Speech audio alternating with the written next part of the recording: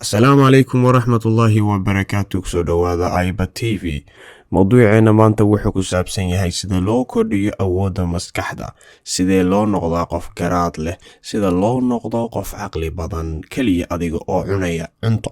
Ma ogtahay in cunitaanka cunno qaar ka mid ah aad kor ugu qaadi karto awoodda maskaxeed? Waxaa laga yaabaa in aad hadalkayga aanad rumaysanayn, balse laakiinse aan caddeeyo arrintan waxa aan ka wado.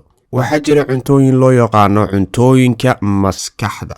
cunista cunnada maskaxda ayaa si cilmiyeysan loo xaqiijiyey faa'iidada ay u leedahay maskaxda. cuntadaas waxay door muhiim ah ka ciyaartaa ilaalinta maskaxdaada iyo caafimaad qabka, waxayna wanaajin kartaa meelo gaar ah sida xasuusta iyo xoogga saarida maskaxdaada. haddii aad u heelan tahay oo aad rabto in aad horumariso maskaxdaada caafimaad qab ahaan, markan waxa aad imatay meel sax ah, sababta oo ah maanta muuqaalkan waxa aan ku soo qaadan doonaa qaar ka mid ah cuntooyinka maskaxda aadka kor u kordhiya. haddaba aynu bilaabno. Number 1, turmeric, sinjibiil ama sanjabiil. wax kale haddii aad u taqaano commentiga noogu soo qor.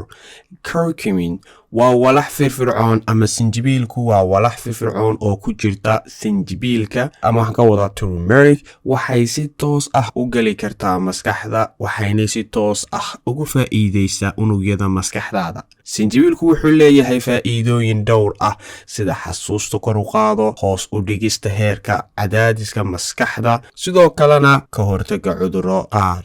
Number 2, broccoli. broccoli aad bay uga buuxdaa vitamin K, sababta oo ah waxa ay caawisaa in heerarka garashada iyo hagaajinta awoodda xasuusta ay kor u qaado. Number 3, shukulaatada madow. Si sax ayaad u maqashay shukulaatada madow.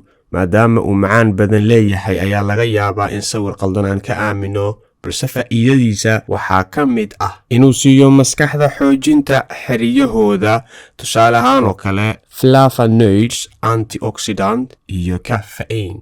afka Soomaaliga kale waxa lagu yiraahdo hoos noogu soo qor haddii aad nagu dhaanto. cilmi baarayaashu waxa ay aaminsan yihiin shukulaatada madow waxay hoos u dhigi kartaa heerka walaaca oo waxa aad ka heli kartaa dareen kor u qaadis badan, waxayna sidoo kale kordhisaa awoodda dareenka ee maskaxda. Number 4, nuts ama lowska. haddii aad u taqaano wax kale lowska, hoos noogu soo qor. mirahan waxaa ku jira dufan ama macdan oo fat ah, caafimaad aad u badana laga helo. waxaa ka buuxa vitamin E iyo antioxidant. sidoo kale waxaa la caddeeyey in qofka si joogto ah u cuna lowska ama dhowr sano wuxuu helaa xasuus aan caadi ahayn. Number 5, ukunta ama naalada ama wixii kale ee aad u taqaano. ukuntu waxa ay ka kooban tahay dhowr nafaqo oo faa'iido u leh maskaxda caafimaadka ah. waxaa laga helaa sida vitamin B6, vitamin B12, violet iyo jacolene.